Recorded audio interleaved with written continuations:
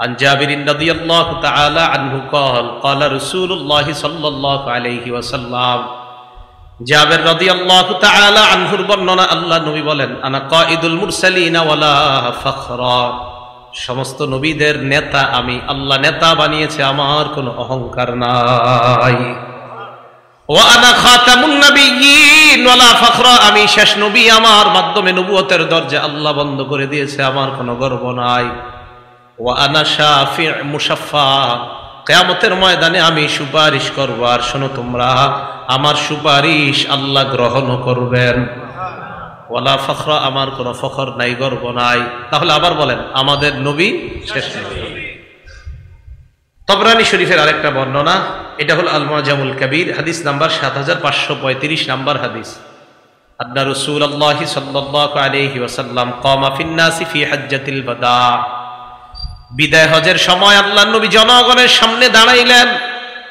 দাঁড়িয়ে আল্লাহ নবী সাহাবাদের উদ্দেশ্যে বললেন ও সাহাবাদের দল আল্লাহ নবী ইয়াবাদি আমার পরে আর কোনো নবী নাই ওয়ালা উম্মাতা বাদাকুম তোমাদের পরে আর কোনো উম্মত নাই ফাবুদু রাব্বাকুম তোমরা তোমাদের রবের ইবাদত করো ওয়া আকিমু খামসাকুম পাঁচ ওয়াক্ত নামাজ আদায় করো ওয়া সুমু শাহরাকুম রমজান মাসের রোজা রাখো ওয়া আতিউ উলাত আমরিকুম আমিরের আদেশের আনুগত্য করো সুম্মাদখুলু জান্নাত রাব্বিকুম মর আল্লাহর জান্নাতে প্রবেশ করো এই হাদিসে বিদায় হজে বললেন আমি শেষ নবী আমার পরে আর কোনো নবী নেই একটু মন দিয়ে শুনেন আস্তে আস্তে একটা গুরুত্বপূর্ণ হাদিসের দিকে যাইতেছি যেটা মুফতি লুতুর রহমান ফরাইজি সাহেব সামান্য একটু টাচ দিয়েছিলেন আপনাদেরকে শুরুতে হযরত অন্য আলোচনা করেছেন তো যাই হোক এটা কিতাব আছে হাদিসের নাম মুসনাদে বাজ্জার কি নাম মুসনাদে বাজ্জার আপনারা তো মাশাআল্লাহ বুখারী আর মুসলিম ছাড়া আর নামই শিখেন নাই শিখার দরকারও নাই কারণ এই দুই কিতাব ছাড়া কি নবীজি আর কিছু কইছিলেন তো মুসনাদে বাজ্জার এই কিতাবের 6135 নাম্বার হাদিস এই হাদিসের বর্ণনাকারী আব্দুল্লাহ ইবনে ওমর রাদিয়াল্লাহু তাআলা আনহুমা তিনি বলেন আন্না রাসূলুল্লাহ সাল্লাল্লাহু আলাইহি ওয়াসাল্লাম قال في حجة الوداع বিদায় হজের দিন আল্লাহ নবী সাহাবাদেরকে বললেন আইয়ু ইয়াউমিন হাযা আজকে কোন দিন সাহাবারা বলো সাহাবারা জবাব দিলেন ইয়াউমুন হারাম আজকে সম্মানিত দিন এরপর বললেন আইয়ু বালাদিন হাযা এটা কোন শহর সাহাবারা বললেন বালাদুল হারাম এটা সম্মানিত শহর তিন নাম্বার প্রশ্ন করলেন আইয়ু শাহরিন হাযা এটা কোন মাস সাহাবারা বললেন শাহরুল হারাম এটা সম্মানিত মাস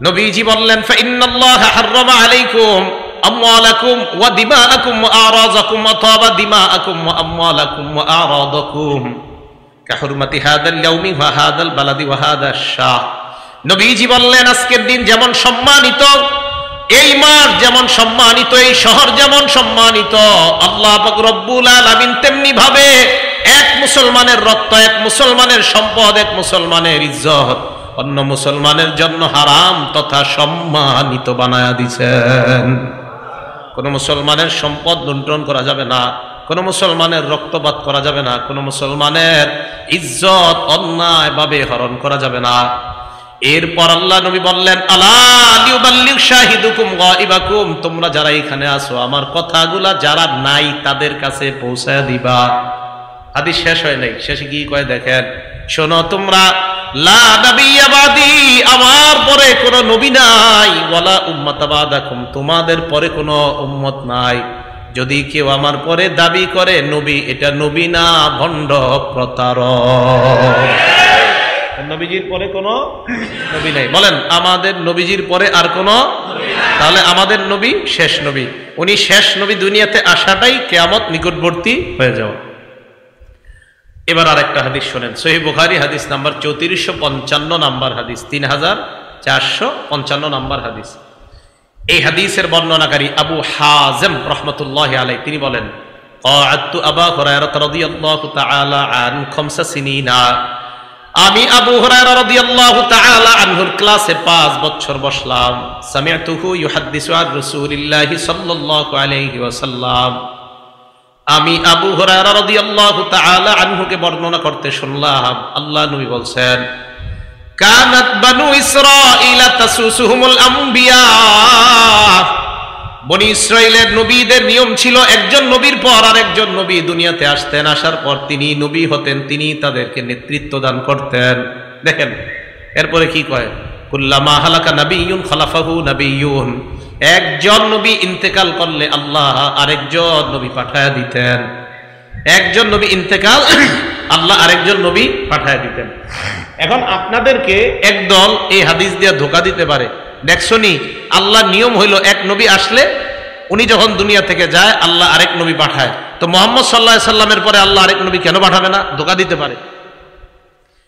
এটা কিভাবে ধোঁকা দিবে জানেন? হাদিস একটু বইলা ধোঁকা দিবে, পরে যে আরেকটু আছে হাদিস ওইটা আর কয় না। ঠিক বেদাতি যারা, এরা আপনাদেরকে হাদিস শোনায় ধোঁকা দেয়। ওই হাদিস যে হাদিসের শেষেই জবাব নবী দিয়ে দিছে, বাকি অংশ কয় না, যেতটুকু অংশ দিয়ে ধোঁকা দেওয়া যাবে অতটুকু কয়। তো এই যে হাদিসটা না, এই হাদিস দিয়ে বলবে দেখছো বনি ইসরাইলের নবী একজন আসে যায় আবার আসে, একজন আসে যায় আবার আসে, তো মুহাম্মদ সাল্লাল্লাহু আলাইহি সাল্লাম আসলেন, এরপর আরেকজন কেন আসবে না? ধোঁকাবাজ কিভাবে ধোঁকা দেয়? তো আপনি সাধারণ মুসলমান এমন করবেন, আচ্ছা তাই তো, এরকমই তো বিষয়টা, কিন্তু হাদিস যে আর একটু বাকি আছে ওই অংশটা আর কয় না। আল্লাহ নবী কয় শোনো তোমরা, বনি ইসরাইলের একজন নবী যখন মারা যাইতেন আরেকজন নবী আল্লাহ পাঠাইছে, ভালো করে জানো, আর আমার পরে আর কোন নবী আসবে এমন চিন্তাও করবা না। লা নাবিয়্যা বাদি, এই হাদিসের শেষে নবী বলছে শোনো আমার পরে কিন্তু কোন নবী নাই। এই হাদিসে আল্লাহ নবী জানায়া দিলেন আমার পরে কিন্তু নবী নাই। ধোঁকাবাজরা প্রথম অংশ দিয়ে ধোঁকা দিতে পারে, নবী গেলে আরেকজন আসে। এই হাদিসে নবী কয় আমি গেলে আরেকজন আসবে এমন কিন্তু না, আমার পরে আর কোন নবী নাই। এবার আল্লাহ নবী বলেন ওয়াসায়াকুনু খুলাফা ফায়াকসুরুনা, আমার পরে যারা হবে প্রচুর পরিমাণ খলিফা হবে, আমার পরে আর কোন নবী হবে না। সাহাবারা বললেন ফামা তা'মুরুনা ইয়া রাসূলুল্লাহ, খলিফা আসলে আমরা কি করব আমাদেরকে আপনি জানায়া দেন। আল্লাহ নবী জবাব দিলেন খলিফা যখন আসবে ফু বিবাইআতিল আউয়াল ফাল আউয়াল, খলিফা আসলে একের পর এক তোমরা বায়াত গ্রহণ করবা, ওয়া আতুহুম হাক্কাহুম, তাদের হক আদায় করবা। ফাইন্নাল্লাহা সাইলুহুম আম্মা ইসতারআহুম, আল্লাহ পাক রব্বুল আলামিন প্রত্যেক প্রতিনিধিদেরকে তাদের দায়িত্ব সম্পর্কে প্রশ্ন করবেন। খলিফাদের আনুগত্য তোমরা করবা, বাকি প্রতিনিধি যারা হবে তাদেরকে তাদের অর্পিত দায়িত্বের ব্যাপারে আল্লাহর কাছে তারা ধরা খাবে, আল্লাহ তাদেরকে জিজ্ঞাসা করবেন। তাহলে বলেন তো আমাদের নবী শেষ নবী, আমাদের নবী ওনার পরে কি নবী আসবে না খলিফা? খলিফা। তাহলে আমাদের নবীর পরে নবী আসবে না, কি আসবে? খলিফা। এবার আর একটা হাদিস শুনেন, যে হাদিস দিয়া একটা সম্প্রদায় আছে, ওই সম্প্রদায় ফ্যানটা ক্লিয়ার করে দেন, একটা হাদিস দিয়ে এক সম্প্রদায় আপনাদেরকে ধোঁকা দিবে। বিসমিল্লাহ। তিরমিজি শরীফের 3731 নম্বর হাদিস। এই হাদিস দিয়ে যারা ধোঁকা দিবে তারা হলো হযরত আলী রাদিয়াল্লাহু তাআলা আনহুর আবেগী ভক্ত। কি ভক্ত? মানে একদল মানুষ হযরত আলীর নবী মানে, হযরত আলীর কি মানে, মানে এত আবেগ দেখাইতে দেখাইতে হযরত আলীর নবী মানে না। এখন দেখেন ধোঁকাবাজিটা কিভাবে করে। তিরমিজি শরীফের 3731 নম্বর হাদিস। عن سعد بن أبي وقاص رضي الله تعالى عنه قال, سعد بن أبي وقاص رضي الله تعالى عنه বর্ণনা, তিনি বলেন أن رسول الله صلى الله عليه وسلم قال لعلي بن أبي طالب رضي الله تعالى عنه, আল্লাহ নবী হযরত আলীকে বললেন আলী আনতা মিন্নি বিমানজিলাতি মূসা বিমানজিলাতি হারুন মিন মূসা। হযরত আলীকে আল্লাহ নবী বললেন আলী মূসা নবীর নিকট হারুন নবীর যেমন অবস্থান আমার নিকট তেমন তোমার অবস্থান। সুবহানাল্লাহ। মূসা নবীর নিকট হারুন নবীর যেমন অবস্থান আমার নিকট তোমার তেমন অবস্থান। এবার আপনারা মাথা খাটায় করবেন, মূসা উনি আল্লাহর নবী কিনা, হারুন উনি আল্লাহর নবী কিনা, মুহাম্মদ সাল্লাল্লাহু আলাইহি ওয়াসাল্লাম আল্লাহর নবী কিনা, আলী আলী হাদিস মিলল কই? নবীজি বললেন মূসা নবীর নিকট হারুন নবীর অবস্থান যেমন আমার কাছে তোমার অবস্থান তেমন। ওনারা দুইজন নবী, ওনারা দুইজন তো নবী না। ধোঁকাবাজরা আপনাকে বলবে মূসা নবীর নিকট হারুন নবীর যেমন অবস্থান মূসাও নবী হারুনও নবী। মুহাম্মদ সাল্লাল্লাহু আলাইহি ওয়াসাল্লামের নিকট আলীর যদি তেমন অবস্থান হয় তাহলে আলীও নবী হবে। চিল্লায়া বলেন নাউজুবিল্লাহ। কিন্তু হাদিস যে আর একটু বাকি আছে ওই অংশটা বলেন আল্লাহ নবী বলে তবে শোনো আলী ওয়া ইন্নাহু লা নাবিয়্যা বাদি, আমার পরে কিন্তু নবী নাই। মুসা নবীর নিকট হারুন নবীর অবস্থান, উনিও নবী। আমার নিকট তোমার অবস্থান, আমি নবী, তুমি কিন্তু নবী না। তোমার আবেগী বক্তব্যরা, তোমার আবেগী ভক্ত যারা, তারা যেন আজাইরা না লাফায়, আমার পরে কিন্তু কোনো নবী নাই। এটা আর কয় না, এই হাদিসে কিন্তু এটা আছে। তাহলে মুসা নবীর নিকট হারুন নবীর অবস্থান যেমন, আমাদের নবী বলে আমার কাছে তোমার অবস্থান তেমন। এটা কিভাবে? ওই যে মুসা নবী দায়িত্ব দিয়ে হারুন নবীর দায়িত্ব দিয়ে গেছে। আমাদের নবী হযরত আলীকে এক জায়গায় দায়িত্ব দিয়েছিলেন, দেওয়ার পর হযরত আলীকে বললেন, আলী মুসা নবীর নিকট হারুন নবীর অবস্থান যেমন, আমার নিকট তোমার অবস্থান তেমন। তাহলে বলেন তো এই অবস্থান কি নবুয়তের দিক দিয়ে না দায়িত্ব? দায়িত্ব। তো হযরত মুসা আলাইহিস সালাতু ওয়াস সালাম নবী, হারুন নবী উনিও নবী, আমাদের নবী হযরত আলী নবী না, উনি সাহাবা। তাই নবী হাদিসের শেষে স্পষ্ট করে দিলেন, শোনো আলী, আমার পরে কিন্তু নবী নাই। সুবহানাল্লাহ। এবার তিরমিজি শরীফের আরেকটা হাদিস শোনেন। এই হাদিসটা হলো 2219 নাম্বার হাদিস। এই হাদিসটা শুনলে প্রথম অংশ শুনবেন, শোনার পর এরপরে আমরা পুরোটা শুনবো। দেখেন এই হাদিসটা প্রথম অংশ শোনার পর আপনাদের মাঝে কিছু মুসলমান আছে, যে মুসলমানদের মাঝে একটা খারাপ স্বভাব আছে, আশা করি এই স্বভাবটা আজকে থেকে আর থাকবে না, যদি আপনারা রাসূলের হাদিস মানতে চান। মানবেন তো ইনশাআল্লাহ? আচ্ছা। ক্বালা রাসূলুল্লাহ সাল্লাল্লাহু আলাইহি ওয়াসাল্লাম, আল্লাহ নবী বলেন, লা তাকুমুস সাআ হাত্তা তালহাকা কাবাইলু মিন উম্মতি বিল মুশরিকিনা ওয়া হাত্তা ইয়াবুদুল আওসান। নবীজি বলেন, কিয়ামত ততক্ষণ সংগঠিত হবে না যতক্ষণ আমার উম্মতের একদল মুশরিকদের সাথে মিলিত না হবে, আর যতক্ষণ তারা পূজায় লিপ্ত না হবে ততক্ষণ কিয়ামত সংগঠিত হবে না। নবী বুঝাইতে চায়, আমার উম্মতের একদল মুশরিকদের সাথে, যারা আল্লাহর সাথে শিরিক করে, তাদের সাথে মিলিত হয়ে তাদের ইবাদতের প্রার্থনার অনুষ্ঠানগুলোতে তারা যাইবে। এই জামানায় আমরা যদি দেখি আমাদের কোন মুসলমান যারা আল্লাহর সাথে শিরিক করে, অন্য কোন ধর্মের বিরুদ্ধে আমরা না, সমস্ত ধর্মকে শ্রদ্ধা করি, তবে মুসলমানদের ধর্মের আলাদা নিয়ম আছে না নাই? মুসলমানদের মধ্যে ইসলামী মূল্যবোধ বিশ্বাসী যদি কোনো মানুষ মুশরিকদের সাথে মিলিত হয়ে বলে আমি তাদের সাথে একাত্মতা প্রকাশ করলাম, আমরা ওই মানুষটাকে জানায় দিব, তোমারে দেখে আমার নবীর কথার সত্যতার প্রতি আমাদের ঈমান আরো বেড়ে যায়। আর নবী বলছে, তোমার মতো একদল লোক মুশরিকদের সাথে মিলা পূজার অনুষ্ঠানে যাইবা আর তাদের প্রার্থনার অনুষ্ঠানে যাইবা। প্রত্যেক ধর্মের অনুষ্ঠান আমরা শ্রদ্ধা করি, বাকি প্রত্যেক ধর্মের অনুষ্ঠান ওই ধর্মের মানুষের জন্য, অন্যদের জন্য না। এখন রাসূল সাল্লাল্লাহু আলাইহি সাল্লাম বললেন যে একদল মুসলমান এরকম মিলিত হবে যারা মুশরিক তাদের সাথে। হাদিস শেষ হয় নাই, এবার দেখেন। এবার আল্লাহ নবী বলেন, আন্নাহু সায়াকুনু ফি উম্মতি সালাসুনা কাযাবুনা, আমার উম্মতের মধ্যে 30 জন মিথ্যাবাদীর আবির্ভাব ঘটবে। বলেন কয়জন? 30 জন। কুল্লুহুম ইয়াজউমু আন্নাহু নাবিয়্যুন, প্রত্যেকে ধারণা করবে সে নবী। নাউযুবিল্লাহ। আল্লাহ নবী কয়, ওয়া আনা খাতামুন নাবিয়্যিন লা নাবিয়্যা বাদি, আমি শেষ নবী, আমার পরে আর কোন নবী নাই। এই হাদিস যদি বুঝে থাকেন, 30 জন মিথ্যাবাদী যদি দাবিদার নবী বললেন হবে, পাকিস্তান বলেন, বাংলাদেশ বলেন, ভারত বলেন, সৌদি আরব বলেন, সারা দুনিয়ার মধ্যে যদি কেউ নতুন ভাবে বলে আমি নবুয়তের দাবিদার করলাম, আমরা তাকে জানায় দিব আমার নবীর ভাষা অনুযায়ী তুমি হলা 30 জন মিথ্যাবাদীর একজন। তুমি 30 জন মিথ্যাবাদীর একজন। কারণ নবীজি বলছে 30 জন মিথ্যাবাদীর আবির্ভাব ঘটবে, যারা প্রত্যেকে দাবি করবে আমি নবী। আর রাসূল সাল্লাল্লাহু আলাইহি সাল্লাম বলেন, আমি শেষ নবী, আমার পরে আর কোনো নবী নাই। কথাগুলো মনে থাকবে ভাই। তাহলে রাসূল সাল্লাল্লাহু আলাইহি সাল্লাম বলে দিলেন আমি শেষ নবী, আমার পরে নবী নাই। এবার একটু বুঝেন, ফরাজি সাহেব তো বই নিয়ে আসছিল, আচ্ছা যাক মাশাআল্লাহ। এই এরা আপনাদেরকে দাওয়াত দিবে কিভাবে? যারা নতুন নতুন নবুয়তের দাবিদাররা কিছু বই ট্রেনে, লঞ্চে বই নিয়ে অনেক মেয়েরা, অনেক ছেলেরা কিছু বই নিয়ে আপনারা আস্তে আস্তে এইভাবে চিপায় নিয়ে যাবে, বলবে একটু পড়ো, এটা পড়ো। আমি দেখছি নিজেই তো, এরকম আমি দেখছি নিজে কিভাবে। তো মনে করেন কোন এক ট্রেনে উঠছি আমি, তখন ছাত্র মানুষ, উঠার পরে দেখি এরকম ঘটনা ঘটে, তো এরকম বই দিবে, বই দেওয়ার পরে আপনারে পড়াবে। তো পড়ানোর পরে এই সেই, আমি কিন্তু বলি নাই কোন দেশে, এটা বলছি না, আচ্ছা যেই দেশেই। তো পড়ানোর পর বলবে, বলতে বলতে এক পর্যায়ে বলবে কি বুঝলেন, আপনারা বলবেন, তা আপনি বলবেন কি বুঝলাম, তাই বলতে বলতে বলবে তার মানে নবুয়তের দরজা এখনো খোলা আছে। নাউজুবিল্লাহ বলেন।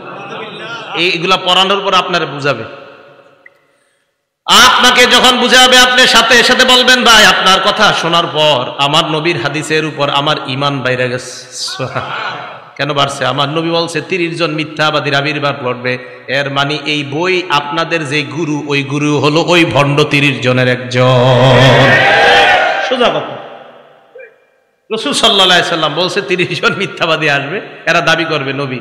আর আমি বুঝি না মানুষ কিভাবে এরপরেও বুঝে না যে আমাদের নবী যে শ্রেষ্ঠ নবী, উনি যে শ্রেষ্ঠ খতামুন নবীর, ওনার কথা একের পর এক মিলে যাচ্ছে, তো উনি তো সত্যবাদী হওয়া এটা আকলেও কয়। এটা কেন বুঝে না মানুষ? এবার বুখারী শরীফের হাদিস শুনেন, হাদিস নাম্বার 3535। কত হয়? 3535। এই হাদিসে অধ্যায় কায়েম করছে ইমাম বুখারী রাহমাতুল্লাহ আলাইহি, বাবু খাতিমিন নবিয়িন সাল্লাল্লাহু আলাইহি সাল্লাম। খাতিমিন, খতাম না, খাতিমিন। এই হাদিসের মধ্যে আসছে আবু হুরায়রা রাদিয়াল্লাহু তাআলা আনহুর বর্ণনা, ক্বালা রাসূলুল্লাহ সাল্লাল্লাহু আলাইহি ওয়াসাল্লাম, আল্লাহ নবী বলেন, ইন্না মাসালি ওয়া মাসালাল আমবিয়া মিন ক্বাবলি কামাসালি রাজুলিন বানা বাইতান, আমার পূর্ববর্তী নবীদের দৃষ্টান্ত হলো ওই ব্যক্তির মতো যে ব্যক্তি একটা ঘর বানিয়েছে, ফাজমালা ওয়া আহসানা, ঘরটা বড় চমৎকার ভাবে সাজিয়েছে, বড় সুন্দর ভাবে ঘরটা সাজায়। দেখেন সাজানোর পর ইল্লা মাউদিআ লাবিনা ফি জাওিয়া, একটা ইট পরিমাণ জায়গা খালি আছে। কি পরিমাণ জায়গা খালি? ইট পরিমাণ জায়গা খালি। ফাজালাত নাসু ইয়াতুফুনা বিহি, জনগণ ওই ঘরটা দেখতে যায়, ঘরের চারপাশে ঘুরে, ওয়া আজাবুন আলা, আশ্চর্য হয়, এত সুন্দর একটা ঘর, এই ঘরটা কেমনে একটা ইট এখনো বাকি আছে, আহারে ইটটা দিলে কত সুন্দর হইতো, সবাই এটা কয়। একটা ঘর অনেক সুন্দর, মানে এর চেয়ে সুন্দর আর ঘর হয় না, কিন্তু একটা ইটের জায়গা খালি। তো সবাই তওয়াফ করে আর কয় এত সুন্দর একটা ঘর, ইটের জায়গাটা কেন খালি? আল্লাহ নবী কয়, ফাদাল্লা বিনা, যেই খালি জায়গার ইটটা আমি হলাম সেই ইট,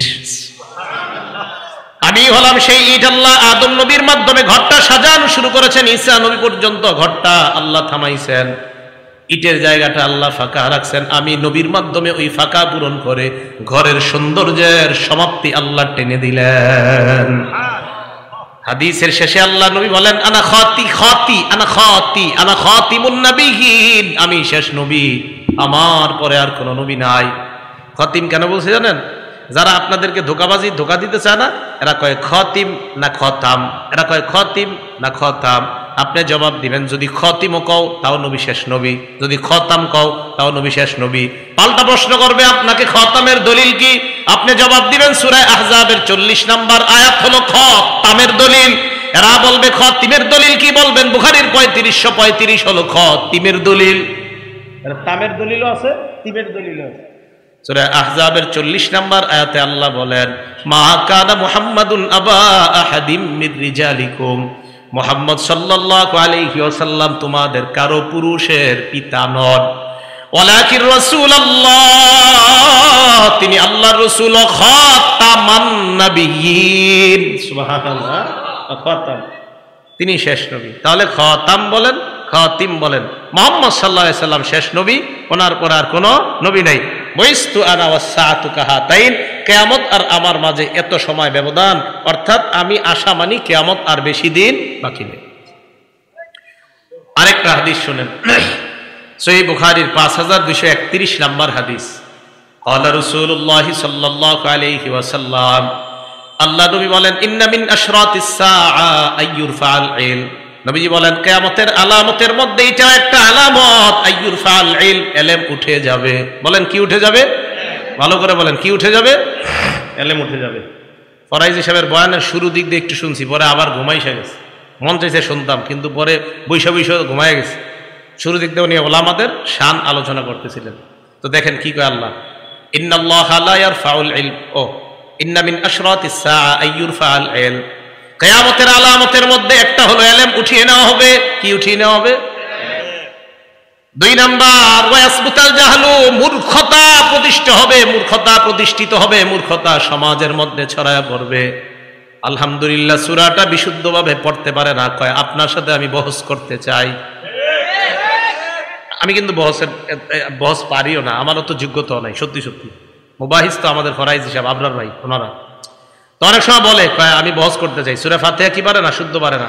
আমি বলছি না যে উনি বহসে পারবে না, যিনি বলে মাশাআল্লাহ উনিও ভালো বহস করে, কথার কথা যেই বলে উনি বলুক, আপনাদের কেউ বলেন, অথবা একটা জেনারেল শিক্ষিত আপনারা বলেন যে আমি আপনার সাথে বহস করতে চাই, আমি বলবো না মাশাআল্লাহ এটা আপনার যোগ্যতা, আল্লাহ তাআলা আরো বাড়ায় দেবে। কিন্তু আমি সাথে সাথে বলবো বহস করতে কতক্ষণ লাগবে, তো আপনি বলবেন 1 ঘন্টা 2 ঘন্টা 3 ঘন্টা। আমি বলবো ভাই এই 1-2 ঘন্টা সময় নষ্ট না কইরা সূরা ফাতিহাটা শিখা নামাজটা শুদ্ধ করেন। সময় নষ্ট করবেন, ফাতিহাটা শিখেন। খারাপ কথা বলছি? আমি কিন্তু বলি নাই যে আপনি বহসের যোগ্যতা রাখেন, আপনি বহসের যোগ্যতা রাখেন, এটা স্বীকার করছি।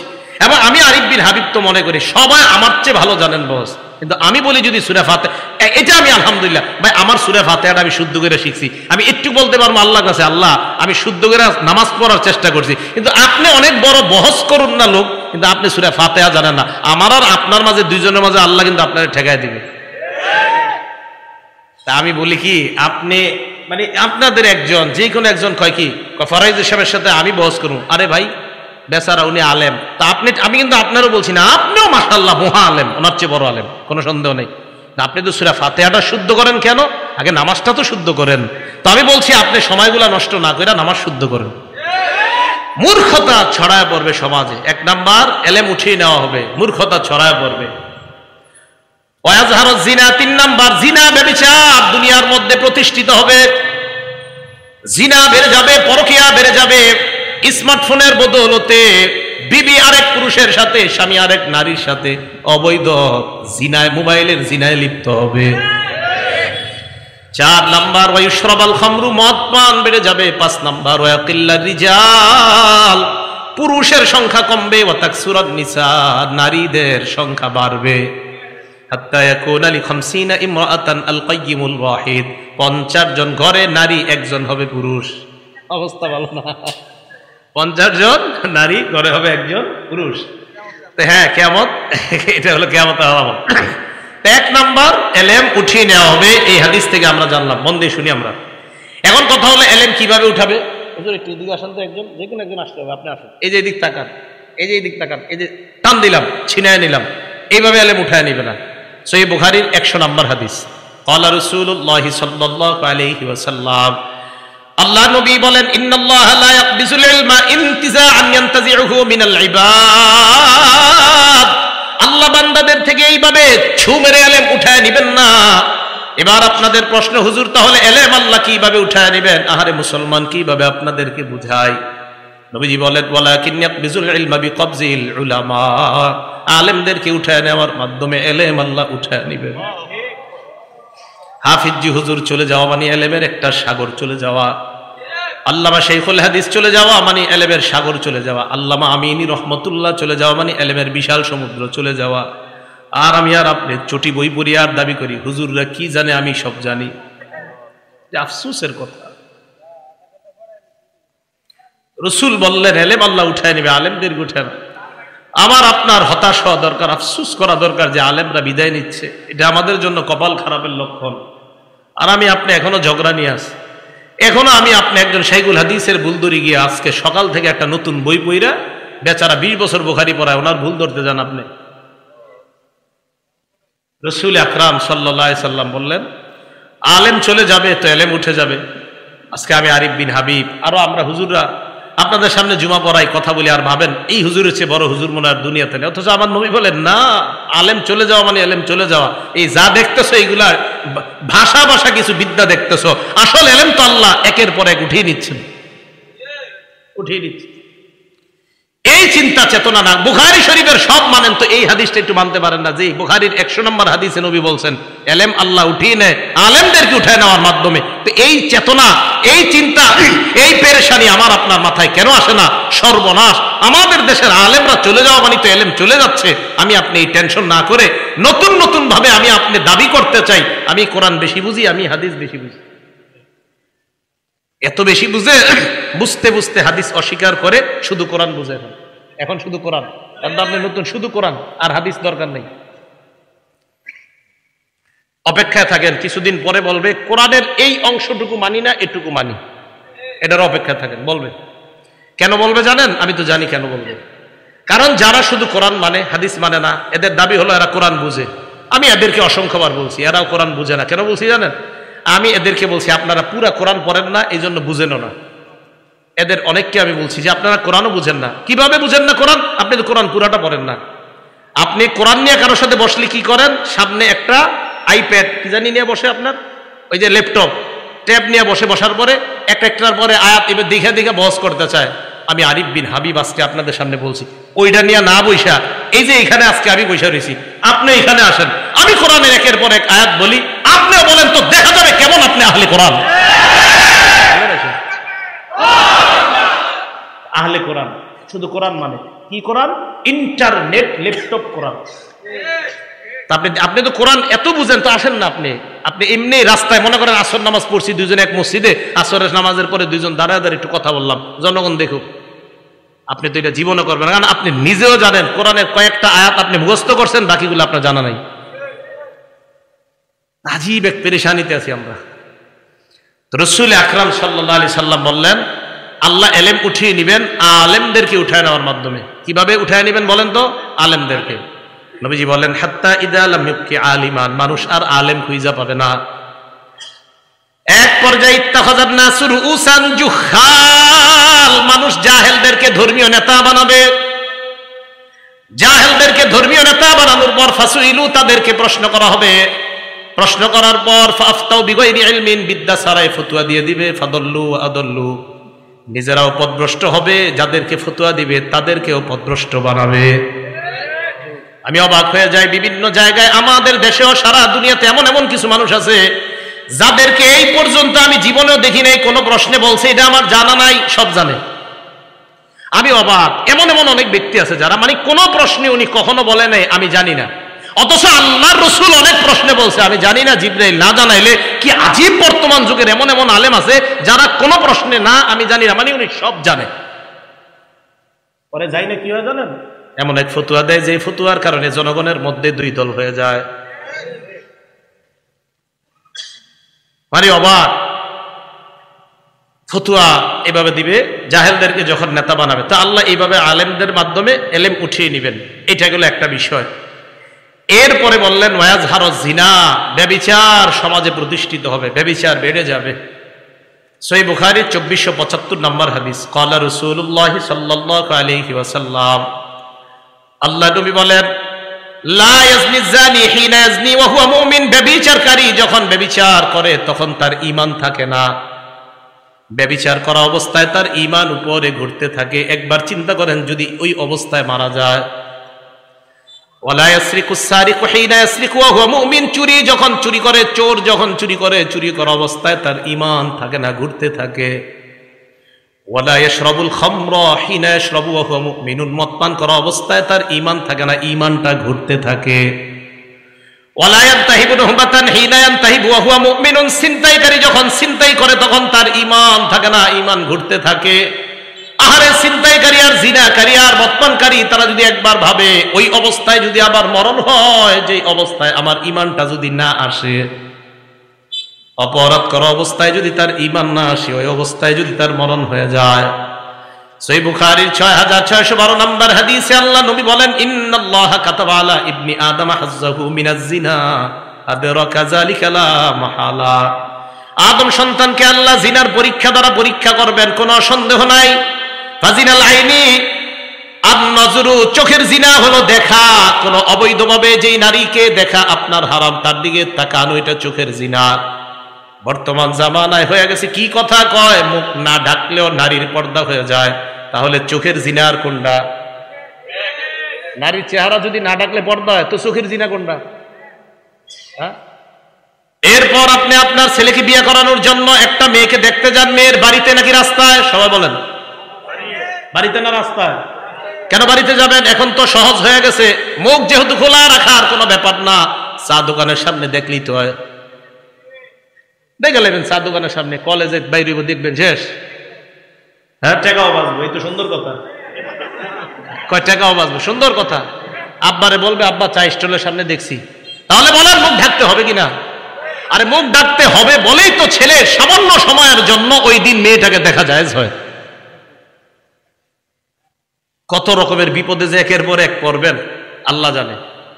তো দেখেন এইগুলো, এটা এরপরে রাসূল সাল্লাল্লাহু আলাইহি সাল্লাম বলেন ওয়াজিনাল লিসান আল মান্তিক, মুখের জিনা হলো কথা বলা। যেই নারীর সাথে দেখা দেওয়া হারাম, ওই নারীর সাথে সরাসরি কথা বলাও হারাম, মোবাইলে কথা বলাও হারাম। এই কিভাবে কথা বলা হারাম?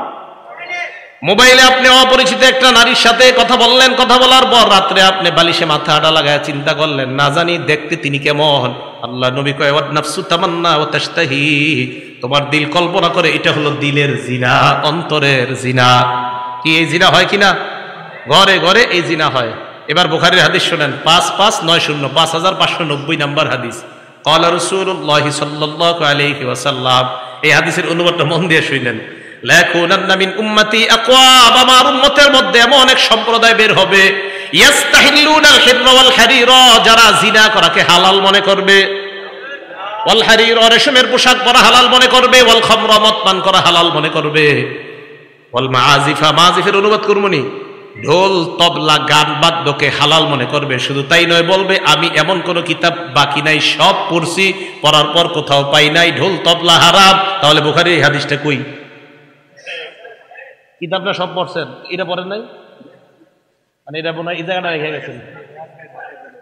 হ্যাঁ, বুখারী শরীফের 5590 নাম্বার হাদিস। তো বুখারী শরীফ 5590 নাম্বার হাদিস বাদ না আছে? তো থাকলে এই জায়গাটা গান বাদ্য ঢোল তবলা হারাম, তো সম্ভবত হযরত এই জায়গাটা পড়ে নাই। হ্যাঁ, তো বলে যে সব পড়ছেন, তো এই জায়গাটা আপনি পড়েন নাই, কি করছে? আচ্ছা, যাই হোক। তাহলে যখন নাকি কেউ বলে যে গান বাদ্য হারাম, এটা হুজুররা কোথায় পাইছে, এই কথা বলার পরে নবীজির কথার উপর আমাদের ঈমান বেড়ে যায়, কারণ আমাদের নবীজি বলছে একটা সময় মানুষ গান বাদ্যকে হালাল মনে করবে। তাহলে এইগুলা কি ভবিষ্যতে হবে না চলতেছে? চলতেছে। আল্লাহ বুঝার তৌফিক দান করেন। একটা কিতাব আছে, নাম মাজমাউজ জাওয়ায়েদ, ইমাম হাইসামি রহমতুল্লাহ আলাইহির লেখা, 1 নম্বর খণ্ড 134 নম্বর পৃষ্ঠা। এই কিতাবে একটা হাদিস আসছে, এক ব্যক্তি নবীর কাছে আসছে, হাদিসটা মন দিয়ে শুনেন, মজার হাদিস।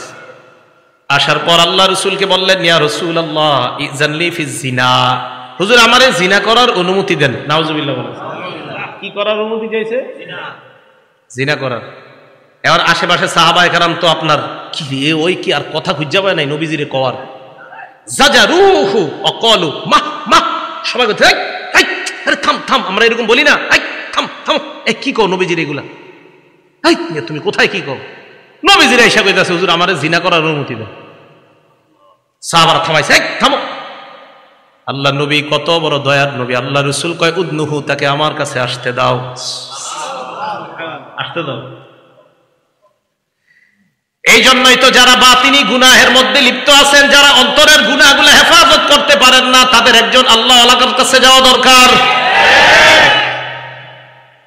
আল্লাহ নবী বললেন উদনুহু, আমার কাছে তাকে আনো, ফাদানাহু করিবাম মিনহু, আল্লাহর রাসূলের কাছে তাকে নিয়ে যায়।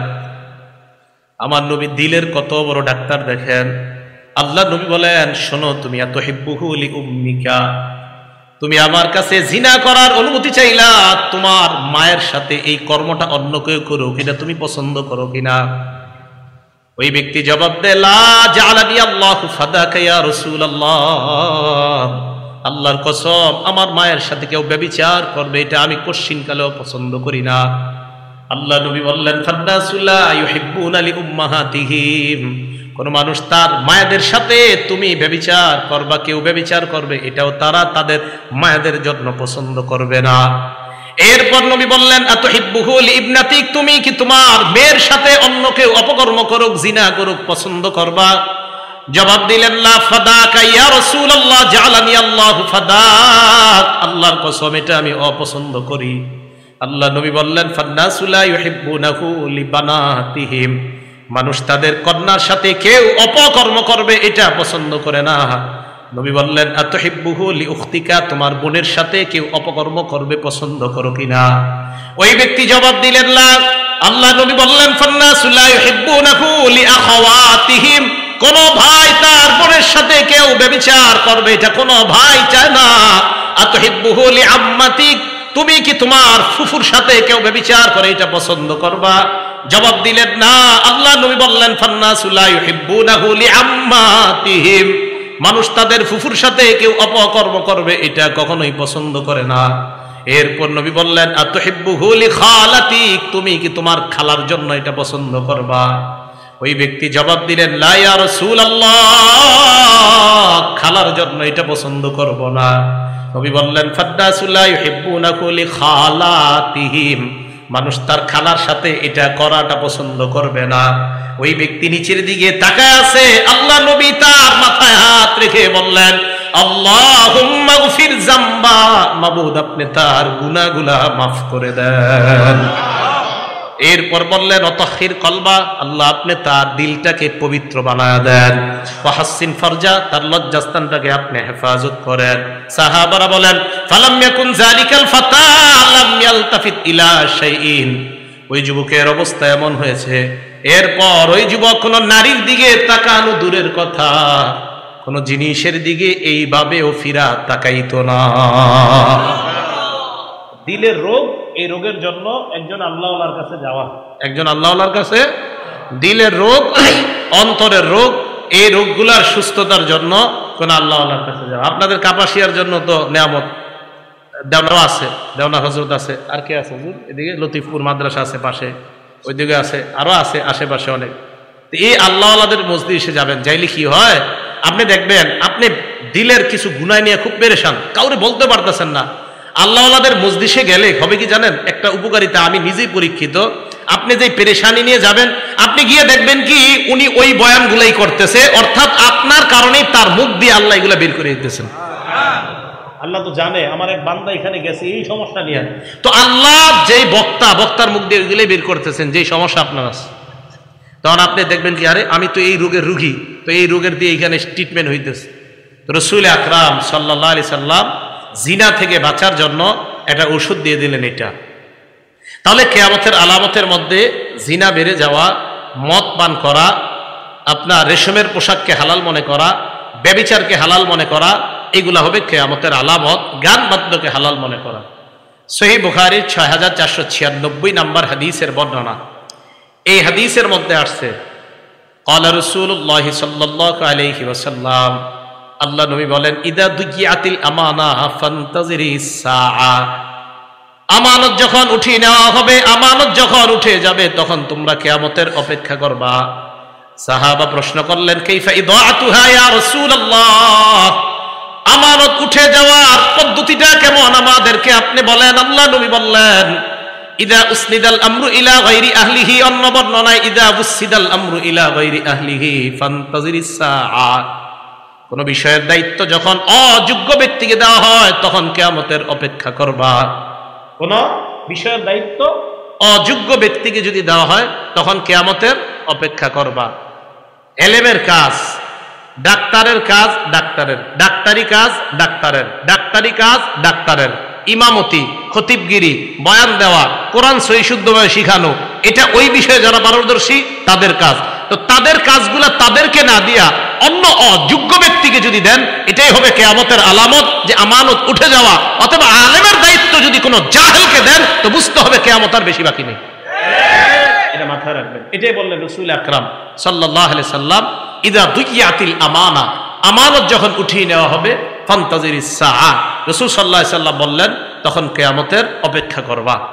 এই গেল কিয়ামতের এই আলামতগুলা রাসূল আকরাম সাল্লাল্লাহু আলাইহি সাল্লাম বলে দিলেন। কিয়ামতের 10টা বড় বড় আলামত ঘটবে, যে আলামতগুলা ঘটলেই কিয়ামত আর বেশি বাকি নেই, হয়ে যাবে। মুসলিম শরীফের 2901 নম্বর হাদিসের বর্ণনা। সাহাবারা বলেন নাতাযাকারু মাসিহাদ দাজ্জাল, আমরা দাজ্জাল সম্পর্কে আলোচনা করতেছিলাম। আমাদের সামনে আল্লাহ নবী আসলেন, আসার পর বললেন মা তাযাকারুনা, তোমরা কি আলোচনা করো? আমরা বললাম নাযকুরুল মাসিহাদ দাজ্জাল, হুজুর দাজ্জাল সম্পর্কে আমরা আলোচনা করি। আল্লাহ নবী বললেন শোনো তোমরা, লান তাকুমাস সাআ হাত্তা তারাউনা ক্বাবলাহা 10 আয়াত, 10টা আলামত দেখার আগে কিয়ামত হবে না। কয়টা আলামত? 1 নাম্বার আদ-দুখান, একটা ধোঁয়া বের হবে, এটার আগে কিয়ামত হবে না। 2 নাম্বার আদ-দাজ্জাল, দাজ্জাল নামে ভয়ঙ্কর একটা জিনিস দুনিয়াতে আসবে, এটার আগে কিয়ামত হবে না। 3 নাম্বার আদ-দাব্বা, সাফা মারওয়ার মাঝখান থেকে একটা প্রাণী বের হবে, ওই প্রাণীটা কথা বলবে মানুষের সাথে। আপনারা বলবে আব্দুর রহমান ভাই কেমন আছেন, পিছনে তাকায় দেখবেন মানুষ না একটা প্রাণী কথা কয়। 4 নাম্বার ওয়া তুলুআশ শামসি মিন মাগরিবিহা, সূর্য পশ্চিম দিক থেকে উঠবে। 5 নাম্বার নুজুল ঈসা ইবনে মারইয়াম, ঈসা নবীর আগমন। 6 নাম্বার ইয়াজুজ ওয়া মাজুজ, ইয়াজুজ মাজুজের আগমন। 7 নাম্বার খসফুন বিল মাশরিকি, পূর্ব দিকে একটা বড় ভূমিকম্প হবে। 7 নাম্বার 8 নাম্বার খসফুন বিল মাগরিব, পশ্চিমে একটা ভূমিকম্প হবে। 9 নাম্বার খসফুন বি জাজিরাতুল আরব, জাজিরাতুল আরব হলো বর্তমান সৌদি আরব আশেপাশের রাষ্ট্রগুলা, এই জায়গায় একটা ভয়ঙ্কর ভূমিকম্প হবে। 10 নাম্বার ওয়া আখিরু যালিকা নারুন তাহশুরুন নাস মিনাল মাশরিকি ইলাল মাহশার বা মিনাল ইয়ামানি ইলাল মাহশার তাতরুদুন নাস ইলাল মাহশার, সর্বশেষ একটা আগুন বের হবে, এই আগুনটা মানুষকে হাসরের ময়দানে উপস্থিত করবে। আল্লাহ নবী বলেন এই 10টা বড় আলামতের আগে কিয়ামত সংঘটিত হবে না। তাহলে এই আলামতগুলোর মধ্যে ভয়ঙ্কর সবচেয়ে যে আলামতটা হবে এটার নাম হলো দাজ্জাল। বলেন তো এটার নাম কি? দাজ্জাল। মুসলিম শরীফের বর্ণনা আসছে, রাসূল আকরাম সাল্লাল্লাহু আলাইহি সাল্লাম 2946 নম্বর বর্ণনায় বলছেন, মা বাইনা খালকি আদম ইলাস সামা ইলা কিয়ামিস সাআ, আদম নবী থেকে কিয়ামত পর্যন্ত খলকুন আকবারু মিনাদ দাজ্জাল, দাজ্জালের চেয়ে ভয়ঙ্কর কোন সৃষ্টি দুনিয়াতে আসে নাই, তো এটাই হবে সবচেয়ে ভয়ঙ্কর সৃষ্টি। তো কিয়ামতের আলামতগুলার যেইগুলা বর্তমানে বলা হচ্ছে জিনা, ব্যভিচার ইত্যাদি বেড়ে যাওয়া, এই গুনাহগুলা থেকে আমরা বেঁচে থাকা, আর বড় বড় আলামতগুলা আসবে ওই সময়ের জন্য দোয়া করা, আল্লাহ আমাদের আত্মীয় স্বজন যারা বেঁচে থাকবে তারা যেন ঈমানের উপর বেঁচে থাকতে পারে, এই দোয়া করা। আল্লাহ তৌফিক দান করেন। আমিন। আখিরু দাওয়ানা আনিল হামদুলিল্লাহি রাব্বিল আলামিন।